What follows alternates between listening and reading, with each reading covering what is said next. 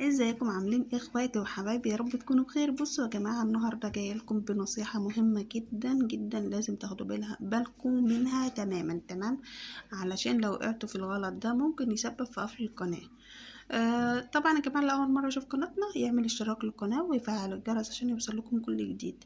بصوا يا جماعه، مبدئيا كده اللي لسه فاتح قناه جديده وعايز يحقق ال4000 ساعة وال1000 مشترك، طبعا في ناس بتتجه لطرق غير شرعية، واليوتيوب طبعا فريق بيفهم كل حاجة وبياخد باله من الحاجات دي وبيعرف ازاي انت بتحققي بأنهي طريقة. تمام، يعني لازم تاخدوا بالكم جدا. طبعا في ناس عايزة تحقق ال4000 ساعة بأسرع وقت، علشان مش تطول وكده وتقبض من القناة بسرعة، فبتتجه لقوانين أو بتتجه لخطوات غير شرعية. تمام، أول حاجة يا جماعة، لو انت منزلة فيديو طبعا ما ينفعش تروحي تشاهديه تماما، يعني دوت حاجة غلط جدا تسبب لك في قفل القناة على طول.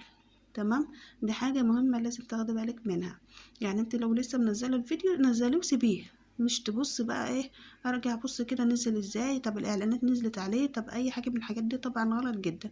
فانت تروح منزلة الفيديو وسايباه خالص، هو بقى ايه ان شاء الله يجيله مشاهدات وان شاء الله يجيله ساعات، بس انت ما ينفعش تفتحي الفيديو وتشاهديه وتشاهدي الاعلانات بتاعته، لان دي طرق اليوتيوب بيعرفها بسرعة جدا وهتسبب في قفل القناة، فيا رب ناخد بالنا. تمام، تاني حاجة يا جماعة، انا قلت لكم قبل كده في فيديوهات كتيرة جدا، طبعا الفيديو يا جماعة ما يقلش عن 3 دقايق.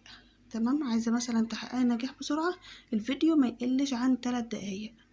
ديت نصيحة برضو ان شاء الله تعملوا بيها، وان شاء الله يجيلكوا زيادة مشاهدات وان شاء الله يجيلكوا زيادة ساعات كتيرة جدا. تمام، فاللي يعجبه بقى الفيديو يا جماعة يعمل لي لايك للفيديو، او ان انا قدرت انصحكم، لان في ناس والله العظيم ما تعرفش الحاجات دي، وفي ناس طبعا بتروح تشاهد فيديوهاتها وعشان تحقق مثلا ارباح او تحقق مثلا ساعات، فده غلط جدا بتسبب في قفل القناة. تمام، فيا رب يكون الفيديو عجبكم وتعملوا بقى لايك للفيديو، والأول مرة يشوف قناتنا ينزل بقى يعمل لي اشتراك للقناة ويفعل الجرس عشان يوصل لكم كل جديد احنا بنعمله.